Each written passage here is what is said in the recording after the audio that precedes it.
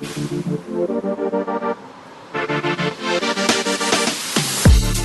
to Keep It Real with Ana and Avarie. Avarie and I, we haven't seen each other in, 10 days, guys? Long. It's been forever, but for good reason. Yeah, great reason. I've been in Arizona, but today I shoveled actually a foot of snow off my car, and so did you. Yeah.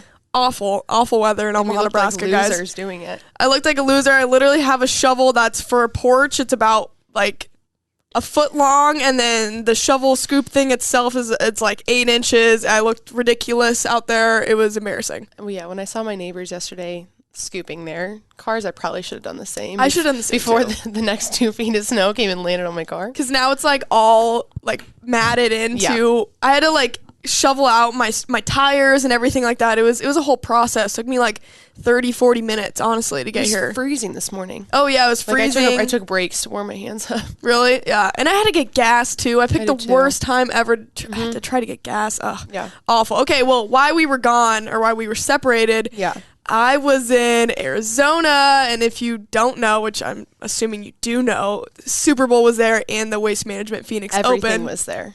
Literally everything was there. So many celebrities. It was so cool. Yeah. And really cool moment for me. They had an ESPN set up in Scottsdale where I was staying, and I got to go down there pretty much every day. And they had the live show. So there was First Take.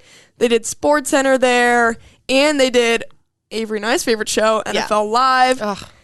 I just like can't, like, I actually can't believe it. Like, I knew you were going to meet them. Mm-hmm. I knew you were going to meet them, like, without a doubt, knew you were going to meet them. But, like, the fact that you did, and then you texted me, like, just talk to Laura, and then, like, when you sent me the live pictures, and I saw her be like, oh my gosh, how are you? I'm like, I knew she recognized you, and I was like, gosh, dang it.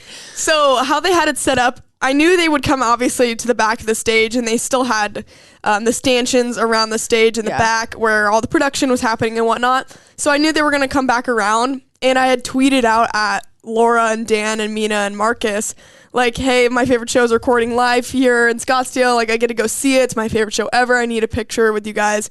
And Laura liked it, and Dan Orlovsky, like, replied back. Oh, they did? I don't think I saw that. Dan said something. I don't remember what he said. Maybe it was just emojis. I don't know. But I was like, all right, I'm in. And so I'm in. The funniest part is my friends that had come on this trip with me or were visiting, like, they don't care about sports whatsoever. I'm the only one in my little girlfriend group that cares about sports. Avarie, I'm sure you feel the same way as some of your friends, the non-athlete ones. Mm-hmm. And that's completely okay. And sometimes I honestly enjoy that because it just gives me a whole other perspective. But I was with them, Katie, Brooke, and Ava, and I'm literally like dragging them around to this ESPN set, and they're like, what the fuck is this, first of all? But they were so excited for me and so happy. And I was like leaned up against the rail. I'm like, I feel like I'm about to meet One Direction. I was like geeking out, like fangirling so hard just because I freaking love NFL Live. It's my favorite show ever. They do such a good job. Pray. Yeah, Dan Orlovsky replied the 2 praying emojis and a handshake. I'll take it, Dan. Yeah. So Mina got off the stage, and I didn't really get to talk to her because she had to photo shoot or something, and she had to run. But Queen. I think Laura came down next, and so everyone loves Laura, right? Yeah. Like every person there. With everyone. Mm-hmm. Like so nice. So nice. And so everyone's like, Laura, Laura, Laura. And then I like look at her and I'm like, hey, Laura. And she's like, oh my God, hey. And like everyone's like, how the fuck do you know? How do you know this girl? Just dropped an F-bomb on this, whatever. Like, how do you know this girl? And I was like chatting it up with her. She's like, oh, how'd you like this show? And I was like, oh my God, it was great. But it's kind of hard to hear. Yeah. Because it's outdoors and you're like standing around. Yeah. Whatever. But I was like, I like it honestly better. And I'm watching on the couch because I can hear everything you're saying. But it was so cool seeing it live. Mm-hmm. And I asked her how different it is doing it live here. And I was like, does this get you just more hyped up? She's like, absolutely. I love the crowds. They love doing it there. They get received so well. It was amazing. Well, they sent like their viewership numbers out the other day. Mm-hmm. And percentages were crazy. Mm-hmm. So yeah, they've been killing it. And obviously live, to be there, obviously just, I feel like you just get the vibe of the crowd because, you know, you're on TV and, you know, people are watching you, but sometimes you're really just like talking to no one. Yeah. You know? And so I think probably to like get that reception and be around the people that truly love your show is probably just like so heartwarming. It was funny seeing it live too, because once they came back on air, like production assistants would be like, everyone like get hyped up and like start yelling and screaming. Like it's not like that throughout the entire show. It's just when they cut to the crowd, everyone's like freaking out because everyone's being told to cheer and stuff. Freak out. But it was so cool. And Laura is just the best. And I also met Adam Schefter. He was cool. Really? How was that? It was, I mean, he was just kind of like going along the line, taking pictures with people. And it was cool just seeing him in person because I like watch him on TV since You're like, what forever. inside scoop do you got for me? I know. I go, who do you have for the Super Bowl? And he goes, we'll see. I'm like, that was such an Adam Schefter response. Literally. Oh my God. Like, so won't give me an answer. Yeah. Dan Orlovsky was really funny. Dude is so tall. Tall. I've heard that because people always say, they're like, since when was Dan Orlovsky this tall? Because people take pictures with him and they're like, what? He's like a string bean. Dude is so tall. I was like, oh my God. And then I was like, Dan, you want to do a TikTok? He goes, sure. And I was like, can I ask you a question? He's like, okay, it depends what the question is. I was like, I'm not going to ask you a weird question, Dan. But we talked about my tweet and he's like, oh yeah, thank you so much. It means a ton. And I asked him if he likes Kansas City, or he would like Kansas City food or Philadelphia food for the rest of his life. Avery did not like that response. No, because he has a terrible, and like his taste in food is terrible. Yeah, and he said Philadelphia food. Yeah, so clearly he has no taste. Clearly whatever he was going to say is wrong, so. Yeah. Well, like Laura makes fun of him on like a day-to-day basis about like he will get a hot dog like dry. Like nothing. Yeah, he has no taste in food and whatsoever. Like he'll bring like dry chicken from like the ESPN cafeteria and they're like, and he raves about it and they're like, there's nothing on it. Like you eat literally plain food. And anyway, his concoctions, so clearly his thoughts about Philadelphia food. Yeah, he was really passionate about it. He had an answer for me right away. He was like, yeah, he did. He kind of cut you off. He was like, the coffee from Wawa. Yeah, Wawa. It's a big thing on the East Coast. Is that like a gas station? Like, it is. It's like a gas station. It's like, from what I've heard, it's not the size of what Buc-ee's is, but it's like similar. You can go and get like legit food, or like people will go after like they go out and stuff because they have like legit food, like Chase Primo's like a big Wawa like level. Okay, and you just go there to get hot food after nights out. So like imagine being a glorified gas station is what I've heard. Okay. So like they have like their own specialty. Like, have you ever been to Buc-ee's? Yes, I've been to. So you know when you walk in, they've got like Boosies. They go in and they have like the like fresh cut meat and like barbecue and like their like candy pecans or like their brand or whatever. It's something similar from what I've heard. Okay, so Wawa's legit. Legit, yeah. So I must try Wawa next time I'm go to the East Coast. The East Coast. Okay, like I'm gonna look it up so I can give you the actual. I've been to Buc-ee's on road trips and stuff, and I'm always like, whoa, this place is legit. I could actually eat a meal here and not have to run to the bathroom, probably. Yeah, well, probably still will. It's your all-day, everyday convenience store. Like, they have a menu. Oh, wow. So this is legit. Yeah. East Coast. Yeah, he did say Wawa's. Mm-hmm. Wawa coffee, I guess. Shout out Wawa. I guess so. But the Super Bowl was insane. So many people there, so many famous people there. Literally every Instagram story I looked at, it was somebody at Waste Management or the Super Bowl. Aside from the podcast that you did with, and then there were 3, did you guys meet anyone else that was famous? I met Sugar Shane. Really? The UFC fighter. I met him. I think... How did that happen? Just in passing? He was in the same tent as we were for Waste Management. Oh, okay. And freaking Alex Earl. You know Alex Earl. Oh, yeah. She was in... So we had a... Did you see her? No, I didn't get to see her. No. Oh. I didn't even get to see her. But get this. So we were at the 18th hole. And if you don't know who Alex Earl is, she's a TikTok influencer. I'm kidding. If you don't, you probably have your life beauty together. Influencer and stuff like that. We love her. Super relatable, our age. And... Super relatable. Well... Anyway, sort of. Continue. So she was at the 18th hole in a... I don't know what they even call it. Basically a booth, like a VIP booth. And we were in that same one on Friday. And she was there Saturday and she posted an Instagram picture there. And we're like, we literally took the same picture in the same place. I almost sent her TikTok to you because I knew you guys were there. Yeah. And she kept posting stuff and I was looking at your stuff and I'm like, I swear they're like in the same spot. So it was the same spot, but just a day apart. And I'm so pissed because I'm convinced that I would be really good friends with her if I met her. Yeah? I think we'd be besties. Okay. For the resties. I don't know. Just cause. But she was in the same spot there, and that was really cool. I don't think I saw a single drive, putt, anything at Waste Management when I was there, honestly. We were just in the 18th hole area, just having an absolute blast. It's literally not a golf tournament. Yeah. It's just a party. It's entertainment. I swear. And I just started watching Full Swing on Netflix. Did you? No, but I saw it yesterday. I was going to start yesterday, and then I watched the Omaha game. But I was going to start because it's like top 3 show on yeah. Netflix right now. Big deal. Yeah. I love a documentary style show. Super good. I'm not the biggest golf gal in the world, but I have been since we had the Pinnacle Bank Championship in Omaha and seeing the Corn Ferry Tour. It's just so cool It's a cool culture. How much they fight for every day. Like, you don't know if you're getting paid. You don't know if you're getting a paycheck. Yeah. You literally have to compete for your life and your livelihood and your family. Mm-hmm. It's really unlike anything other. I mean, you can compare it to minor league baseball, but they have more guaranteed money. Not like it's a lot, but at least they have some guaranteed money. In golf, it's not guaranteed unless you go to the Live Tour, which they do guarantee money. And I'm really curious to see how that all plays out. Yeah, I've seen a little bit in the documentary, but interesting. It's all very interesting.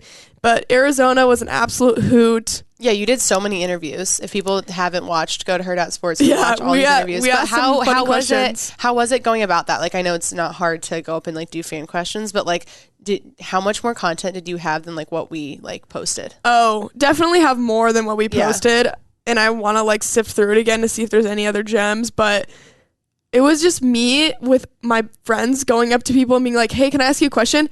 No one said no. Yeah, okay, that's literally nobody said no. I was gonna say, like, I feel like everyone was like very receptive. Yeah, so I'd go up to them and I'm like, "Hey, can I ask you a question?" I'm like, "It's on camera. Is that okay?" Yeah. Just so they're not taken off guard, and everyone's like, "Yeah, sure." Yeah. Like, everyone was in a great mood. You're also at an ESPN. It was all done at the ESPN stage area, so it's kind of like you're there to watch sports and like mingle and stuff. So it wasn't like I was going up to people on the street. A little bit different than that. So everyone was super receptive. I made another video at Waste Management. I like literally, I don't even know if I can post this because you can barely hear me and like it was just a mess. But I was going up to people and asking, "Can you name one golfer at the Waste Management Open?" Oh, that's so funny. And like no one could. No, because they were probably like, "Wait, we're golf? What's golf?" What's golf? Everyone said, some people said Tiger Woods, not there. People said Phil Mickelson, he was not there. Wait, you should have so posted this. I know, I'm going to take a look again. It's just so chaotic, and it's me with the mini mic and everyone's drinking. It's so loud, and like we're screaming into the microphone. Yeah. Some of the times you can't. We broke the sound barrier of the microphone. It's like just silent. Yeah. So I'll have to look through those again. But it was a blast. I will be going back to Waste Management. Every if you've not been, you have to go. Bucket list. Yeah. Also, my bucket list. That's this Sunday, the Daytona 500. Really? Yeah. Why? I don't know. I've like toured the Daytona 500, and it's freaking massive. There's a lake in the middle of it. It's such a cool racetrack, and it's a cool event. I want to go. I'm curious because I would say racing's never been something that's even crossed my mind. Like, not really either. But my favorite driver is Jimmy Johnson. I don't know why. I think I liked his name when I was younger, and I was like, he's gonna be my guy. Yeah. I mean, like, even like Kansas City has like a racetrack, and even when like people from out of town are with me, oh yeah, you do. They're like, "You guys have a racetrack?" I'm like, "Oh yeah, I guess we do." Does anyone go to it? Yeah, I guess. I mean, and like when they have like, I don't even races. When they have races, meets. Race, I don't even know. Car meets, the car games. I don't. What do you even call it? I hear them on like on commercials and it's the Kansas City Speedway, right? Yeah, and I don't know. It doesn't even cross my mind that we have like a speedway, and I don't know. I guess unless there's like exciting entertainment things that happen with the Daytona. Well, that's the Daytona 500. It's like a party. I feel like then maybe sure, but like loud party, very loud. Wow. I don't like when just thinking about that. I don't like when people drive by me and rev their engines. So I don't think this. I hate revving engines. Oh my god, there were so many engines revved around the Super Bowl in Arizona. It was so annoying. Stop it. Right now. It's not impressive. It's not impressive. We don't care. PSA, revving engines. PSA, don't rev your engine. Turn off. One time I accidentally revved my engine really, really hard. Accidentally. It was so embarrassing. So I was in high school. I was about to go to track practice, and I was trying to grab... In the same car that you have now? Yeah, in my Toyota Camry. Mine, 2002 Toyota Camry, not a souped up car. However, it's a V6. Don't know why or how. And it's my grandpa's. It's my attached camera on the back. That was my grandpa's doing. There's a backup camera that he put in the back, and like I hate it because first of all, can you even use it? I took the screen out of the front. Ugh. I don't know why I did that. I probably should have a backup camera. So I'm trying to grab a bag in the back seat, and all the track boys, and it's high school, so you're like, oh, shy and stuff. There's boys. All the track boys are walking by my 2002 Toyota Camry in the Elkhorn South parking lot, and I'm reaching back. My car's in park, reaching back to grab a bag, and I just go, so hard on my gas, like redline it. It's so loud, and all the boys are like, yeah, and like clapping, and I'm like, oh my god, You didn't scare them so away? embarrassing, so embarrassing. Oh god. Yeah, it probably did scare them away. My god, but yeah, all the boys were there. So yeah, don't rev your engines, whether it's on purpose or on accident. It's not gonna end well. It's not good. Oh my god. So where did you watch the Super Bowl? What'd you do for the game? We were so many places. Like, did you even watch the game? I did get to watch most of the game. However, I literally rewatched it yesterday because I didn't get to see the ending. I don't know what we were doing or where I was caught up at, but everyone was talking about the holding call, and I didn't get to see it live, so I had to watch it back and be like, okay, wait, what happened? Yeah. And I get it. But I watched it. There's this place called Wasted Grain. It's not a club. It's like a outdoor bar, couple stories. Super cool. They had it on all of the TVs. My favorite part of the Super Bowl, though, was there's two of my favorite parts. One of them was the Tubi commercial. Yep. So I'm at a bar with hundreds and hundreds of people in Scottsdale. People at the bar thought. Oh, yeah. So the Tubi commercial, if you haven't seen it, was basically it went back to Greg Olson and Kevin Burkhardt. They pretended like they were going, and then bang, it looks like someone messed with the TV remote, hits a home button, and then you're off the Super Bowl. And so people were furious, screaming, like throwing their arms up, throwing their beers up, freaking out, yelling, because it was like a 15-second spot. So it looked like someone was like fumbling with the remote. Going through it. And people were screaming, and then once the game obviously came back on, or the next commercial played, I don't remember which one came first, but everyone was like cheering and stuff. But I remember like someone is losing their job that just did that. Yeah. How can you do that? I saw a post yesterday, and I wish I remember, or I wish I could tell you who quote tweeted and was like, good for you. But the tweet was a girl and a guy broke up. I saw that this morning. Did you see that? And she was like, the way he treated me during this whole entire situation and the things he said to me when he thought that I sat on the remote is like, I packed my things and went to my parents' house, and my parents were like, he was like drinking, he was upset, like it was an accident. And she's like, if you can yell at me about those things because I potentially changed a channel during Super Bowl, like this isn't gonna work. And I was like, oh my god. What was your reaction in your household or wherever you watched it? I actually don't think it fooled any of us. Like we were sitting there and like we didn't, because we have like the Roku or whatever it is, so like that's how we like, you know. And I think watching it just looked different than how our TV's usually set up, so we just like didn't react actually like at all, which is funny because then I said something, I'm like, I wonder how many people just like got stumped by that, and then it became this huge thing. But like how many couples like didn't survive that commercial? That's hilarious. Tubi's breaking people up. Yeah. Exposing red flags. I hope they got what they wanted out of that commercial. I guess.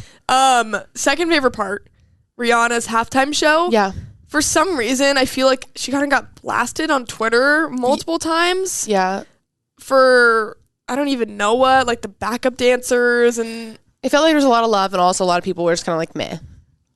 I thought it was amazing. I loved it. And I think it was very Rihanna style, where like I feel like in the past we're used to these like crazy wardrobe changes and like these huge mashups and all these extra, people want to guess, but I feel like it's Rihanna. Like she doesn't need a guest. No. She announced her pregnancy, like cool, which was so like subtle, because I remember them being, or she just had her baby 8 months ago, and either she's really like just embracing like the postpartum situation, which is like sick, like look at you go. But then as she kept going, she kept like holding her stomach every once in a while. I was like, hold on, she's pregnant again? What is going on? And I feel like I was like, wow, what a cool way to announce you're pregnant. She announces her pregnancy at the Super Bowl. So when is she going to announce the gender? What's the gender reveal? Imagine that baby. That baby's like, I was announced to the world in Super Bowl 57. Jeez. Like Rihanna's kid needs any more clout. No. Jeez. No, I thought it was awesome. We were literally like fists in the air, screaming the Rihanna songs in the bar. It was so fun. I know. It like took me straight to like middle school. Like every song she played was a banger. Oh yeah. Like I remember being in my best friend's car, like with her parents on the way to a Friday night basketball game. Yep. With Rihanna. Like that's exactly where it takes me. All the lights. Yeah. The city one, Run This Town, Diamond. Like I saw someone tweet out, this sounds just like my middle school warm-up playlist for basketball. When you're shuffling through your like iPod Nano or whatever the cut was called, your MP3 player. MP3 player, yeah. Rihanna, the GOAT. I don't know how I would compare the Beyonce performance to hers. Yeah. I don't know why, but for some reason, I really like the Black Eyed Peas performance. Remember that one from way back? I also think, once again, like, I really just liked the Black Eyed Peas when I was like in elementary school. Maybe it was because I was 8. Yeah. But I saw people tweeting about this can't be worse than the Black Eyed Peas concert. And I was like, did everyone hate it? I loved it. I'm a bee. Come on. Yeah, I'm a bee. Come on. I know. The worst one, honestly, I hated Bruno Mars's performance. I wasn't a fan. Low key, like Justin Timberlake a few years ago. Yeah, Justin Timberlake. I say a few years ago, probably it was like 12 years ago. But that was like good. A lot of people said Prince. I don't recall that. I don't know if I was alive. Was I alive? It was J-Lo last year, right? Or Shakira was the worst. Probably. I can't even recall. That was a scary performance. That was 2020. Before the pandemic. So that was the last time the Chiefs won? That's who performed? Because Chiefs were 2020. Maybe. I don't know. Anywho. I'd have to look at the list. Yeah. But Rihanna takes the cake for me. I don't know. Maybe that's recency bias. Probably that's is. True. But so good. Yeah. Every single song, amazing. Made me want to sing and dance. I know. Maybe if you're on the older side of the generations, you're like, this sucks. But the Super Bowl is for the young. I'm curious. Like, okay, I want to know, like, do the kiddos that are like, I don't know, 15 and under, like, know these songs? I think so. Okay, maybe like 13 and under. 13 and under, maybe not as much. I wonder that too about the throwbacks that we listen to, like the 2000s throwbacks. Yeah. The Flo Rida and the Pitbull. Like, do they know those songs? I don't know. Get Pitbull on for the Super Bowl. I think he was recently, though. With Shakira, perhaps. See, I can't keep track. Getting everything mixed in my head. Yeah, I can't keep track. No more Super Bowl performers talk. We had Kate Johnson on. We did. Last week. That was super fun. It was good. It was great. I had a lot of people like reach out about that one. Really? Just because either I had a few people that have some connections and like love the Pete Carroll stories. Yep. And they were like, he's the best. And then I had a few people that actually knew him from high school. Mm-hmm. And they just said it was so funny to hear like his perspective on things now. And I had people reach out just saying like it was a fun conversation that wasn't, which our goal is, not to be like a breakdown of what a practice in a game is. Like, the legit it was stuff. super real. He was, props to him for being really open and saying what he thought. Mm-hmm. And I think we got a lot of good stuff out of that. Mm-hmm. The Russell Wilson stuff will always stick out. I know. What kind of guy he is. Yeah. And obviously, Kate says he's a good one and he's a good teammate and stuff. And it just goes to show how the media can paint a picture. And I feel like athletes are like, whatever. Like, say whatever you want about me. I'm going to do what I do on the field. Yeah. So Sean Payton's going to be his new head coach over in Denver. Yes. I was like, Kate? Yes. Yep, in Denver, Russell Wilson. I'm curious how that's going to go. I think this head coaching change will show how good of a quarterback Russell Wilson can be post Seattle, post Pete Carroll. Yeah. And obviously, as a Chiefs fan, being in the AFC, like, I mean, this is no shade, but genuinely, I think it would be good for the AFC for the Broncos to be a contender again. Mm-hmm. Yeah, and you need that competition. Yeah, and I'm excited, fingers crossed that for their franchise that they start to get some production that they probably think they deserve. Because I know what it's like to go through a drought, right. Especially when you pay that much money. Do you? Are you a Vikings fan? Enough. Sorry, had to. Enough. Anywho, when you pay that much money to lose a quarterback before he's even done anything within your own program, Did you hear the stuff about how Russell Wilson had his own coaching staff? Yeah. That's a huge red flag. Huge. But maybe not a red flag towards Russell. Maybe it was a red flag towards that coaching staff and what they couldn't do or weren't providing. Why does one person... Yeah, 100%. And that's why when Sean Payton was asked, he was like, that won't be happening here. Yeah, I love that. I like Sean Payton a lot. He's a great coach. It's cool to see him go into the broadcasting world and then go back to coaching. Yeah. I'm curious of how much that changes his perspective on things. I would agree. I'm really wondering, like, does that make you a better coach? Does that make you not better? I would agree. And how does that change? On the flip side, I'm also very interested. I know 2024 we have to wait, but Tom Brady joining the Fox Sports crew. Definitely will be with Aaron Andrews too. And I'm just curious as to how much more insight we get access to with him being in a booth. And also just like, does he view, I mean, I think he's been respectful to the media outlets through his career. For sure. Yeah. But does being in the business all of a sudden give him a brand new perspective of like what the job entails and what it looks like. And, you know, he's not going to be doing the, I've got to get information this week presser kind of things where he's, you know, interrogating people. But I'm just curious as to how his perspective on the sport, even his personality, I think, will have to shine. And I think we kind of saw that in Tampa towards the end of his career. So I'm just curious because like people like love Tony Romo now, and like I wouldn't say people had the same like infinite love for him as a player. They still liked him. Like I'm sure, you know, his own fans liked him, but I'm like, I love listening to the guy now because I learned so much. Right. And he's usually always right. Yep. So I'm curious now, is like Tom going to be spot on every time? Or is he going to suck? Like, there's two things that can happen here. Literally. He's either going to be the best color commentator we've ever seen or the worst. But given Tom and his competitive nature, he'll figure out a way to be really good. I'm sure. And I'm sure it's probably helpful that Fox had covered a lot of his career.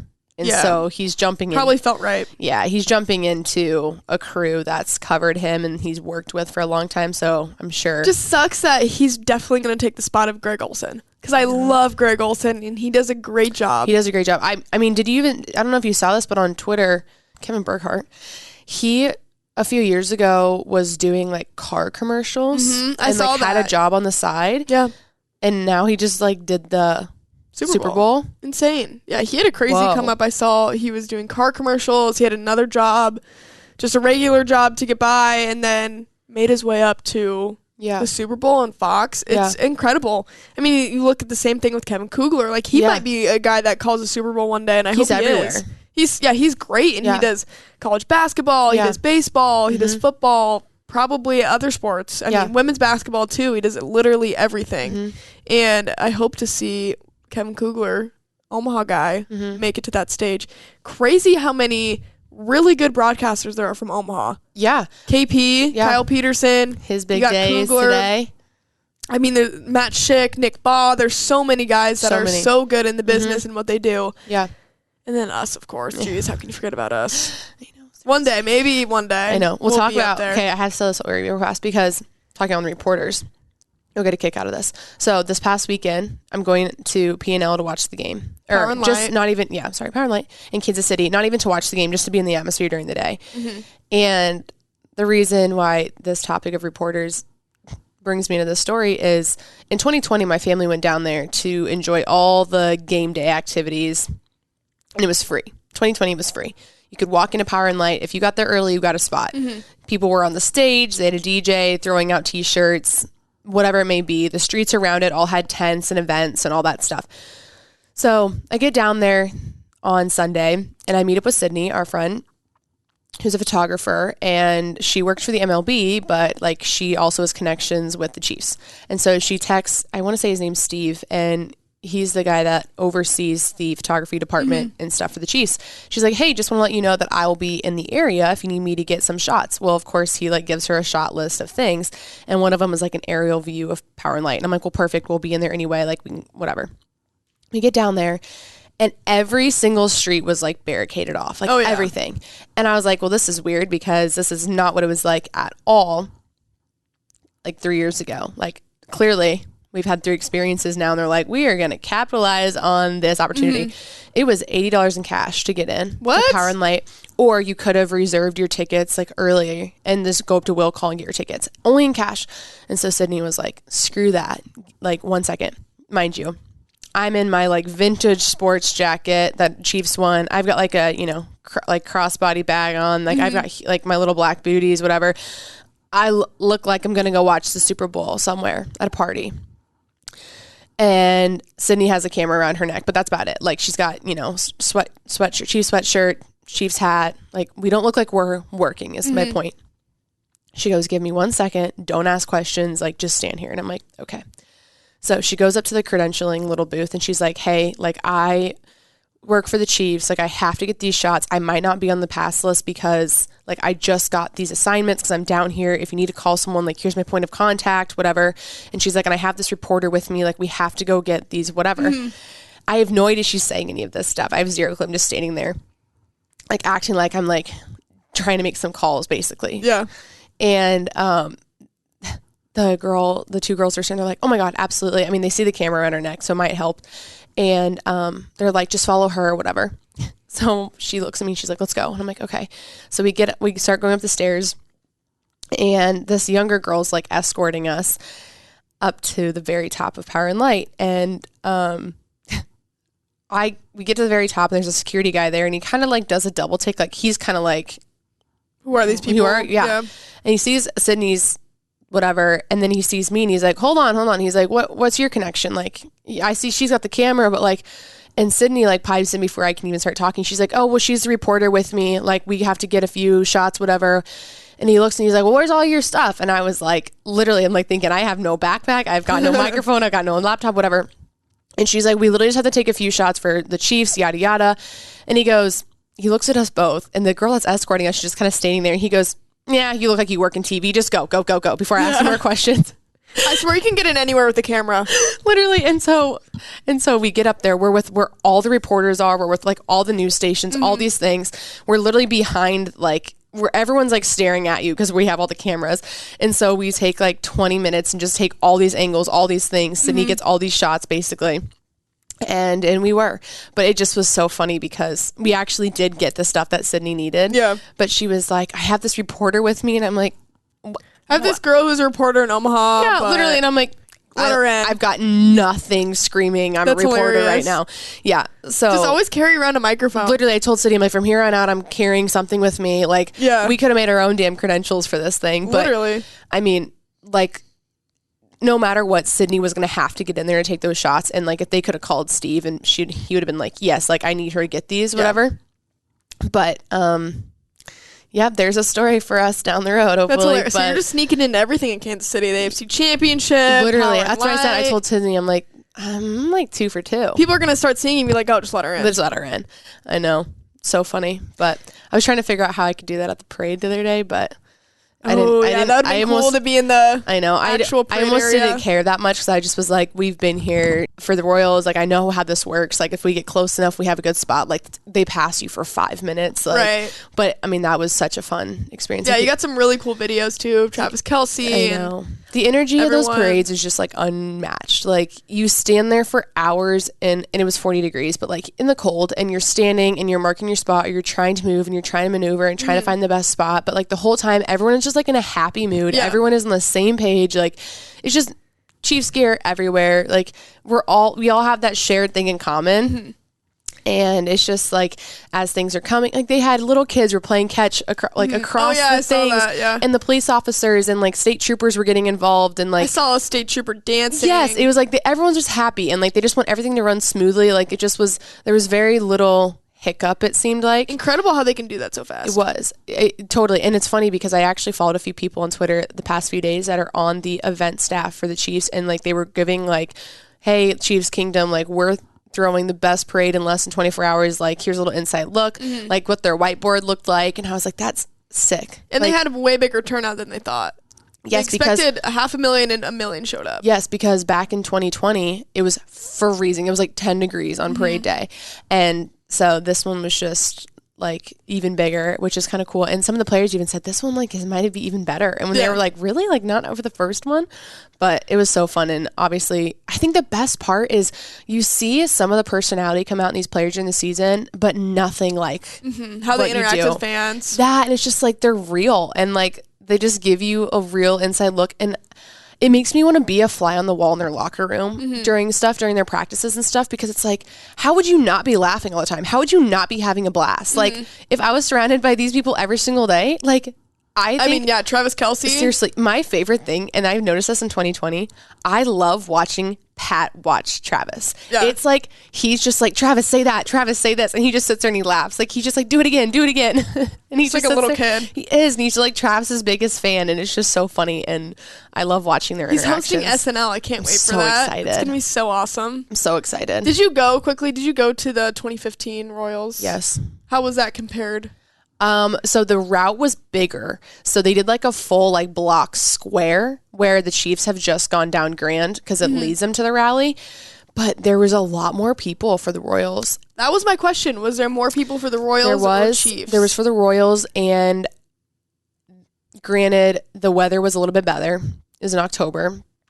And I mean, I know it was 50 years since we'd won the Super Bowl in 2020, but it had been since 1985 since we'd won a World Series to 2015. So still pretty lengthy, but I mean, you see the pictures. It was the first parade we'd had like in a long time before the Super Bowl. That makes sense. So it was like the first big thing. And so like that was, I think, what probably brought in the huge crowd. Like my family got down there and my friends got down there the Super Bowl parade at 8:30.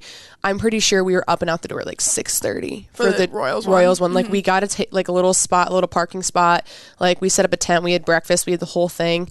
Like this one, it's like, we're just going to get down there and mark our territory. And like, we just, Jeez, I'm so jealous I wasn't at that one. I wish I was. I had school. Cool. I mean, it wasn't canceled in Omaha, so it was. Well, I had soccer back in 2020, so I didn't get to go. Yeah, sad. Well, hopefully many more parades to come. Could you imagine? Kansas City. Well, people on the radio were talking about that. They're like, this is what's crazy is these kids that are in school from like either the end of elementary school to like the freshman year of high school, like they've experienced 3 parades now and they just think this is what happens. Right. It's like Boston. Yeah. They just think that at the end of the year there'll be a celebration, or like they just know that school will be out. Like the first time they canceled school for the Royals parade, that was like, what? We're canceling school for a sporting parade? The day Minnesota wins the Super Bowl, if that's 50 years from now or 10 years from now, I think it'll be the craziest Super Bowl parade possibly ever because of how hard those fans go. I know. I know. It'll be crazy to see like down the road. I feel like just because like the tides are turning in the NFL a little bit, like which teams are going to start rising to the top, and it'll be some of these fan bases that the Lions too. That would be a crazy parade in Detroit. Oh my God. Well, Sauter this morning was like, the minute the Jets win, like I'm taking out a second mortgage and I'm going to the game and I'm going to this. Oh my God. He's like, I don't know if my wife will be there, but I will be there. That's hilarious. See, there's these poor fan bases. I mean, Vikings, Jets. There's so many. And it used to be the Chiefs. It's crazy. Now you guys are a dynasty. It's wild.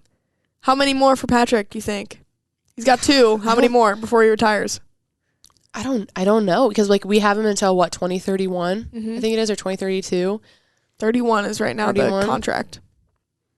It's 2023. Here, you know, the thing that's kind of interesting is I was slightly concerned last year, middle of the season, because all of his tricks and antics and everything, people were finally kind of picking up on. And just our creative offensive schemes and offensive style. It just wasn't traditional anymore. And right when he stepped into the league and he just was able to like just dink a pass or dump a pass, like people were like, oh my God, I guess you can do that. It doesn't have to be a drop back pass anymore. And so I felt like we weren't hitting our stride very much just because defenses were picking up on it, and also just double teaming Kelsey and double teaming Hill. And so this year it was kind of rejuvenating to see that it still works. And people just haven't gotten used to it. But then again, we had like a very well-rounded roster where we had, you know, it's been the talk of a lot of this year, like, were we going to survive without Tyreek? And like, even from the offensive standpoint, and what the coordinators are saying is like, he was a great asset, but we were able to have targets in so many different places of the field. And when one went down, it wasn't like we were just chucking it down the field anymore. And so I would like to say, God, I don't even know. I just, it depends for me on, I don't know, like how many more years will we have more weapons continue to come in? I think forever, honestly. They draft so well in Kansas City. I think the biggest question is, how much longer will Andy Reid be there? How much longer does he have left in the tank to coach? Yeah, see, that's, okay, this is like, it sounds outrageous to say this, but like, I want to say like 4 to 5 more Super Bowls for him. I don't think that's outrageous. Well, I just think you think that because it's not outrageous, I guess, but it's just when you think about like just like the entirety of an entire season. Yeah, it's hard to win a Super Bowl. It's just crazy, but like, you think, okay, we got the 2. Like, they just didn't want to get 1. We got the 2. Like, not that I think this core of this team is complacent whatsoever, but for them to literally make fun of this being our rebuilding year, and Veach goes, this is what a rebuilding year looks like here. Like, we weren't rebuilding anything. Then you better win a Super Bowl every year. Right. That was the caveat to it. It's like, all right, well then if you have your full strength roster and they're experienced now, they're not rookies. You don't have 10 rookies anymore. No. How good are you going to be? That, and just like the minute they got up there to say their speech, like, Pat was up there for 1 minute, and the last 30 seconds was about we're not done. We're just beginning. Yeah. And then Chris Jones says, like, run it back. Like, they're already focused on the next thing. And so I do think they see how special this team is. And I think it's hard in the NFL to have a president and owner, a head coach, truly, like, all on the same page, I think. For sure. And I think they're all, like, from what I heard and what it sounds like great friends and just great supporters of one another. And so I think that's why players love playing in Kansas City, is just because truly everyone is on your side. And it's not just because we're good right now, because, like, this was semi-building towards the end of Alex Smith's career. And so I'm going to go with 4-5. Okay. There's the answer, 4-5. Well, before we wrap up this podcast, we'd be remiss to not talk about Coach Gerard. He passed away, assistant coach for the Omaha hockey team. Avery, you got a chance to get to know him a little bit better than I did. I talked to him a few times, but Avery, just your perspective on the whole situation and your thoughts. You know, I actually didn't know him as well. I've only just kind of saw him in passing. And I think the hardest part for me right now is because I'm close enough with the team that I'm getting to see his direct impact on them. And so many of the nice things and stories that have already been shared about him when the message was released yesterday. And at this age and as a student athlete, you're away from home and you're in a locker room that's very competitive. Like, hockey in college is a different beast. And it's, you know, for a lot of these players, this isn't your final destination. This is, you know, a stepping stone to the next thing. And so your development and your growth during this time period is just so crucial. And it's a huge stressor. Like, the stress that's on hockey players is enormous. And I think the thing that I've noticed in the past 24 hours, especially, is he was in their corner and he fought for them. And it was someone that they knew that truly loved them and was going to push them. And like I said, when you're away from home and you need that person that you know is fighting for you. And so I think that's been the hardest part for me, is not that I don't think that the rest of the Omaha hockey staff is this, but he was someone that made their day better every day. Yep. And every single message that's been shared about him is he was a person, no matter what he was going through, he was going to make your day. He was going to have a positive outlook. He was the person in the locker room, in the facility, in the rink that just made it a better environment. Yep. And something hit me yesterday. I was thinking about this, and I want to say Sam Ponder said this during the DeMar Hamlin thing. I think it was her, but she said when DeMar was coming back to consciousness, she said, you know, how incredible is it that he's going to wake up to not only a fund that he started that's growing enormously, and not all these nice messages that he's received and his team's received, but the overwhelming amounts of love that he is going to feel when he wakes up. Most people don't feel that in their lifetime until they've passed away. Right. And so I think that really struck within me, thinking, oh my gosh, like, we live a life where we, you know, remind people, hey, tell your loved ones you love them every day, or make sure you call your mom and dad and say that you love them today. But are we really truly letting people know how much they impact our heart, impact our life? And so as all these messages rolled in yesterday, it made me hope and wish that he knows how much he changed a lot of these athletes' lives. And he's been in the hockey community everywhere, from coast to coast. And there wasn't a single person that had anything negative to say about him. And every single person was like, every time he crossed my path, I was a changed person. And so obviously all these players have so many great things to say about him, but I hope that he just knew he was a real pillar in the hockey community and also just changed the lives of a lot of these kids. And I think that's the most important thing, is not only was he a great coach, but he left every single place that he was better.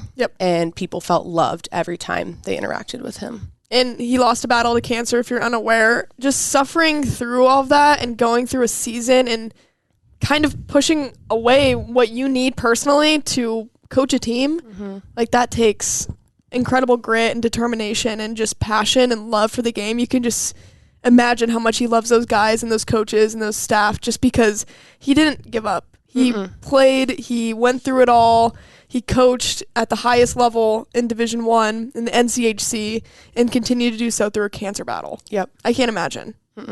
Absolutely incredible. And we wish Lots of love and thoughts to his loved ones, the whole hockey community. Really, really sad day for everybody over there, and we hope to see their continued success. I mean, this season's for Coach Girard now. Oh, for sure. It's a really important weekend for this team, and obviously I would say most of the season's been really important for them, but there's definitely an added meaning and a deeper special reason for the success this team hopefully sees this season. And seeing a North Dakota tweet in support, I love that. I know. All the support from around the league, it's been incredible. I think they'll do something special once they get to their series, and then when they come back home to Baxter, I'm sure they'll do an incredible job honoring Coach Girard, and it's going to be an emotional series for sure back at home. And I, as it should be, in my opinion, for someone that means so much to this program and who's been here for the past 6 years, and the connection he has to Coach Kemp and Coach Gabbs, and Gabbs played under him at one point. So there's a lot of just deep-rooted connections. And I think even the players that have come through this program that aren't here right now, all of them sending their messages out, it just shows just what a great person he was, not just even a coach. Avery, thank you so much for sharing those thoughts. We'll see you guys next week on Keep It Real with Ana and Avarie. A Hurrdat Sports Network production.